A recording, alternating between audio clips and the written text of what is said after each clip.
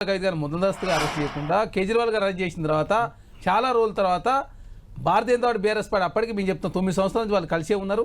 దానిలో భాగంగా అసెంబ్లీ ఎలక్షన్ల సందర్భంగా కల్వకుంట్ల కవితను అరెస్ట్ చేయకపోయినట్లయితే ఖచ్చితంగా భారతీయ జనతా పార్టీకి దానికి సంబంధించి ఓటు బ్యాంక్ కావచ్చు అవన్నీ కూడా నష్టం జరగడంతో ప్రధానంగా ఎంపీ ఎలక్షన్లప్పుడు ఇదే నష్టం రిపీట్ అయితే ఇటు బీఆర్ఎస్ పార్టీ కావచ్చు అటు భారతీయ జనతా పార్టీకి ఎంపీలు రావు కాబట్టి కాంగ్రెస్ పార్టీ ఎంపీలు పెరుగుతాయి కాబట్టి ఎంపీ ఎలక్షన్లప్పుడు కల్వకుంట్ల కవితను అరెస్ట్ చేశారు.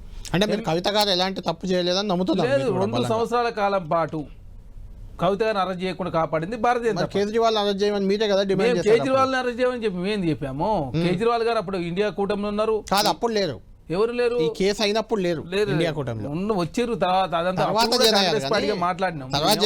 అప్పుడు కేసీఆర్ కేసు అనుకోకుండా తోడే క్రమంలో కల్వకుంట్ల కవిత గారి పేరు వచ్చింది. ఆ వచ్చినప్పుడు కాంగ్రెస్ పార్టీకి మేము మరి ఇందులో పేరుందని చెప్పి భారతీయ జనతా పార్టీ చెప్తుంది కదా, మరి అరెస్ట్ చేయాలని చెప్పి కోరితే 2 సంవత్సరాల కాలం పాటు ఆపిరు.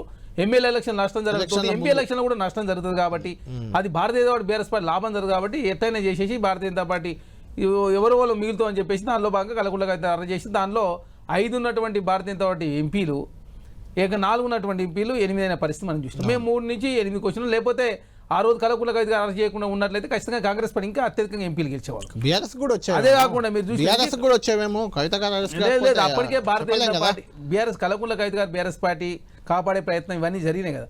తర్వాత 2014 నుంచి 24 వరకు చూసినట్లయితే దాదాపు 8,000 నుంచి 9,000 కేసులు భారతీయ జనతా పార్టీ కేంద్ర ప్రభుత్వం పెట్టింది.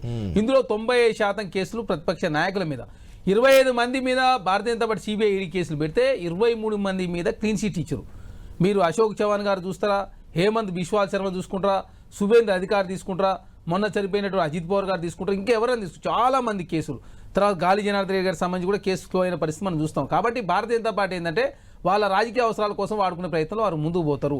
ఢిల్లీలో వాళ్ళు అనుకున్న లక్ష్యం నెరవేరింది. ఢిల్లీలో కేజ్రీవాల్ గారిని ఓడగొట్టింది అనుకున్నారు, ఇక్కడ కేసీఆర్ గారిని వాళ్ళంతా కలిసే ఉన్నారు. కాకపోతే అది అక్కడేమో అరెస్ట్ చేస్తే ఓడగొట్టడానికి, ఇక్కడ కవితను అరెస్ట్ చేస్తేనో గెలిపించడానికి. అదేగా మీరు ఇప్పుడు 17 నెంబర్ ఉన్న కవిత గారిని అరెస్ట్ చేయకుండా 18 ఏముందండి ఉండదు కదా. ఎన్ని రోజుల పాటు జైల్లో ఉండి కేజ్రీవాల్ గారు తర్వాత అరెస్ట్ చేయాలి. అదే కాకుండా ఇక్కడ భారతీయ జనతా పార్టీకి ఉన్నటువంటి సంఖ్య చాలా తక్కువ. వాళ్ళకి మిత్రపక్షంగా ఉండాలా, వాళ్ళ అధికారులకు వచ్చే ప్రయత్నం ఉన్నప్పుడు చేస్తారు. ఢిల్లీలో ఏంటంటే ప్రధాన ప్రతిపక్షంగా భారతీయ జనతా పార్టీ ఉంది. 2-3 సార్లు ప్రయత్నం చేస్తే ఓడిపోయిన పరిస్థితి. అక్కడ బీఆర్ఎస్ పార్టీ లేదు, కాంగ్రెస్ పార్టీ కూడా థర్డ్ ఉన్న పరిస్థితి. ఇప్పుడు పంజాబ్ ఎలక్షన్లు వస్తా ఉన్నాయి. పంజాబ్ ఎలక్షన్లో భారతీయ జనతా పార్టీ 4వ ప్లేస్ ఉంది అక్కడ. అది Aam Aadmi party, Congress party, Akali Dal 4th, Bharatiya Janata party ఉన్న పరిస్థితి.